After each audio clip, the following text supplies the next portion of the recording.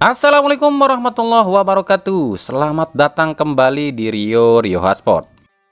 Liga 1 2023-2024 udah masuk ke pekan 19 alias 2 pekan putaran 2. Tapi ini justru merugikan. Sebab selain bentrok dengan bursa transfer di mana para klub bingung cari pemain dan lepas pemain, para klub pun dirugikan atas semakin buruknya kinerja wasit. Udah nggak kehitung kesalahan wasit, meskipun kami tahu sebagian kesalahan wasit ini tuh disengaja dan memang diperintah agar menimbulkan gesekan yang ujung-ujungnya tentu saja denda dari Komdis yang akan bermuara pada pemasukan PSSI. Ya, seharusnya kan jika Liga Putaran 2 ini dimulai bulan Januari, kan paling tidak sebagian pertandingan sudah pakai VAR. Tapi ini putaran 2 dimajukan sementara VAR belum terpasang. PSSI sih mengklaim jika VAR ini sudah terpasang, tapi khusus untuk di stadion yang dipakai untuk venue Piala Dunia U17 saja. Nah, kita akan lihat apakah benar Piala Dunia U17 pakai VAR. Kami yakin sih PSSI ini cuma nungguin VAR bekas Piala Dunia U17. Jadi PSSI nggak perlu datangkan VAR baru lagi ya, cukup yang bekas Piala Dunia aja. Jadi kan gratis tuh. Sebab VAR di Piala Dunia U17 ini kan punyanya FIFA, sementara FIFA udah dapat duit dari tiket Piala Dunia. Padahal Liga 1 sangat butuh VAR loh. Kebobrokan wasit udah nggak ketolong, bobrok banget. PSSI justru nggak menghukum para wasit tapi malah pakai sistem degradasi dan promosi wasit. Padahal kita tahu ya, wasit-wasit baik yang didegradasi maupun yang promosi sama bobroknya. Bahkan jika kita melihat 4 wasit yang dipromosikan di putaran 2 ini malah lebih parah kan kinerjanya. Jadi wajar jika ada indikasi seolah-olah PSSI ini sengaja promosiin wasit-wasit dari Liga 2 buat semakin banyak kumpulkan denda. Dan lucunya lagi, 2 wasit promosi ini justru dipasang di laga Persib, yakni wasit Chandra saat lawan Madura United dan wasit Sancelawita saat lawan Arema. Dan katanya 2 wasit lagi, yakni wasit Aprisman Aranda dan wasit Tommy Manggopa pun kemungkinan akan dipasang di 2 laga Persib selanjutnya. Jadi wajar jika ada sebagian bobotoh beranggapan 4 wasit yang dipromosikan ini tuh memang sengaja diangkat untuk diberikan tugas khusus menjegal Persib. Benarkah? Kami pribadi nggak bisa mengasumsikan ini ya. Silakan nilai sendiri apakah benar yang dituduhkan sebagian bobotoh ini.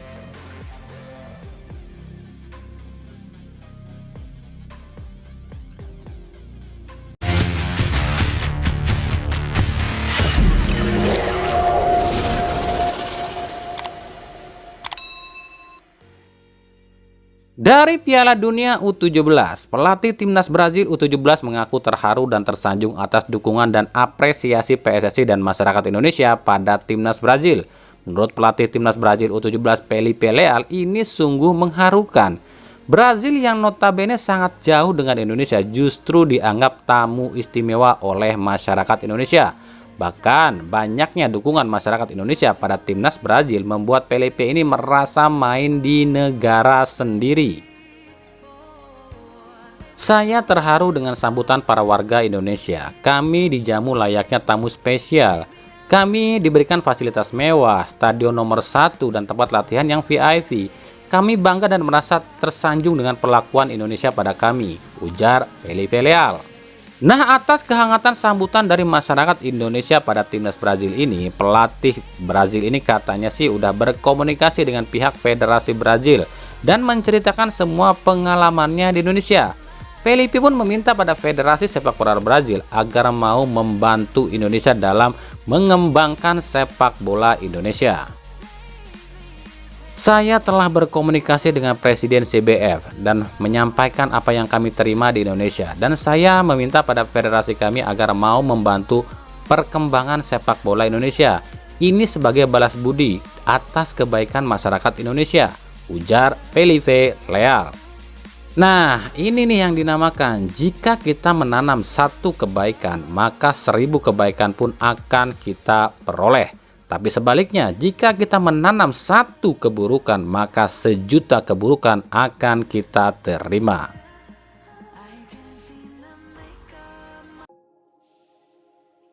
Kita beralih ke berita klub. Dari Persib Bandung, pelatih Boyan Hodak buka suara atas kegagalannya raih poin penuh saat lawan Arema. Dalam jumpa pers usai laga, Hodak tampak masih emosi. Bukan cuma emosi pada wasit, tapi juga emosi pada para pemain Persib. Menurut Hodak, di laga ini dirinya sama sekali tak memerintahkan pada para pemain Persib untuk terlalu banyak pegang bola. Dirinya menginstruksikan sejak awal para pemain Persib ini jika ada peluang langsung tembak. Sebab menurut Hodak, dirinya bukan tipe pelatih yang mengutamakan penguasaan bola, tapi dirinya cuma mengutamakan kemenangan. Kalian tahu, dalam sepak bola bukan penguasaan bola yang dilihat, tapi skor akhir dan jumlah gol yang dilihat. Tentu kemenangan yang jadi tujuan utama. Pada babak pertama, para pemain bermain bagus, tapi entah kenapa mereka jadi lengah. Kesalahan demi kesalahan dilakukan para pemain. Hari ini kami cetak 2 gol, menciptakan banyak peluang, tapi tak bisa diselesaikan. Dan ada permasalahan utama, yakni 2 kesalahan di pertahanan. Ini tidak seharusnya terjadi, ujar Boyan Hodak. Wajar jika Hodak ini ngamuk-ngamuk, sebab sebagai pelatih yang basicnya ini back tengah, lahirnya 2 gol Arema ke gawang Persib tentu membuat Hodak sangat kecewa. Kenapa pergerakan lawan yang seperti itu saja nggak bisa diantisipasi oleh para pemain bertahan Persib? Alberto kalah lari, Nick sering salah posisi, Edo dan Putu sering telat turun. Nah, dalam aturan dasar sepak bola, dalam program dasar sepak bola, sebenarnya kondisi ini tuh bisa diatasi. Jika 2 fullback ini telah turun, ada tugas pemain lain yang membantu 2 center back, yakni gelandang jangkar. Gelandang jangkar inilah yang harusnya jadi penutup jika 2 fullback ini naik. Tapi saat gol Dedik dan Almeida, 2 fullback naik. Sementara 2 jangkar yakni Klok dan Irianto terlalu jauh dari Nick dan Beto. Jadi wajar lini belakang Persib kecolongan. Tapi emang sih jika kami amati di laga ini tuh para pemain Persib ini jauh menurun performanya. Semuanya ya, bahkan seorang DDS aja di laga ini tuh kayak orang sakit, lembek, lambat. Siro pun demikian di laga ini sering ketinggalan. Kami pun nggak tahu penyebabnya. Jadi ya mungkin nggak usah banyak penonton kali ya. Banyak penonton jadi down para pemain Persib.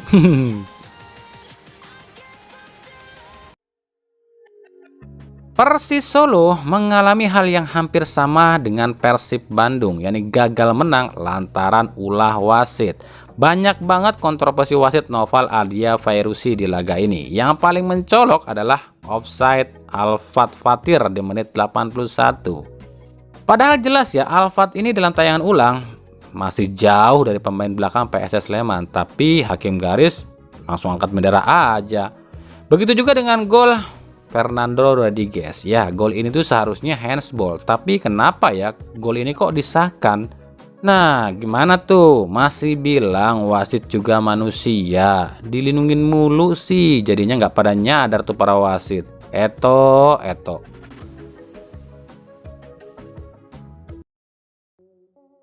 Dari Madura United, ternyata dugaan kami benar. Ditangkapnya Ahsanul Kossasi, bosnya Madura United oleh KPK, akhirnya berpengaruh pada tim Madura United.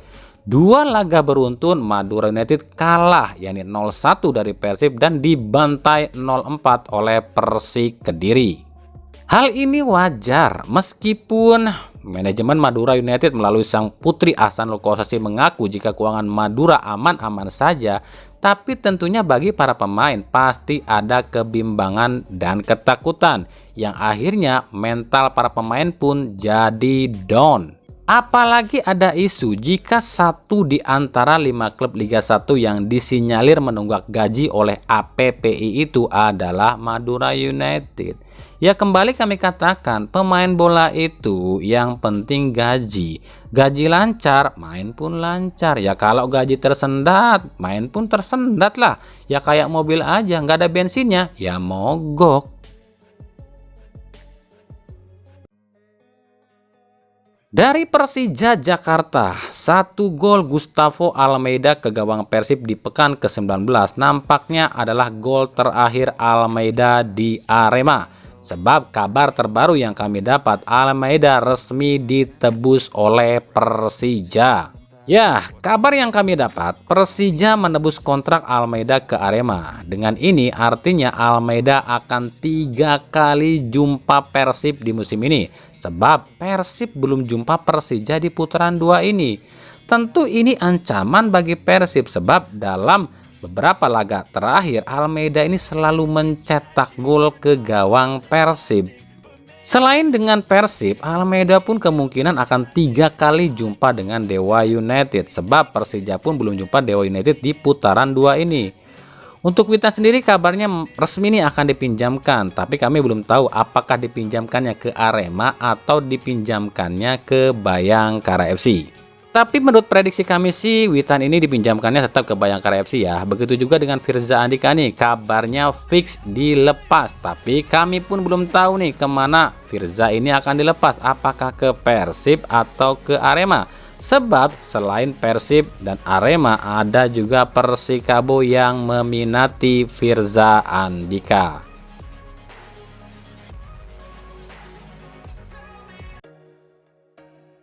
Dari Arema FC, Arema langsung gercep nih cari pengganti Almeida yang kabarnya resmi ke Persija. 2 penyerang Brazil pun tengah diseleksi nih, yakni mereka adalah Rafael Silva, ex-striker Barito Putra, dan juga Bruno Matos, ex-striker Persija yang tengah coba dihubungi.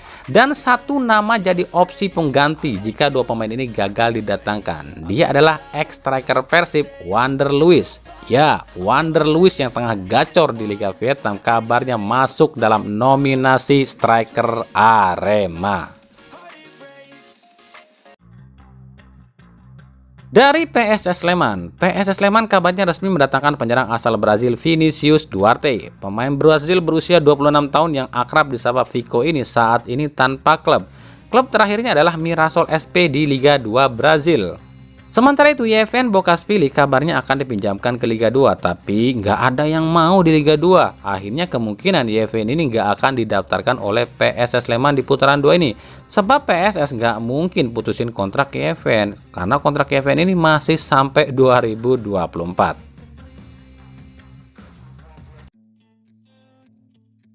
Rans Nusantara FC kabarnya resmi mendapatkan Rizky Pelu dari PSM Makassar. Selain Rizky Pelu, Rans pun selangkah lagi akan dapatkan gelandang Persib Abdul Aziz dengan status pinjaman.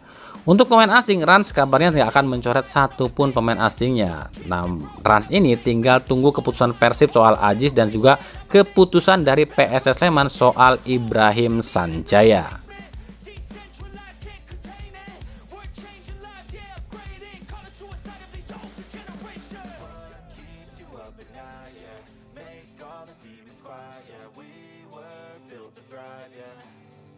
I think that we've all had enough.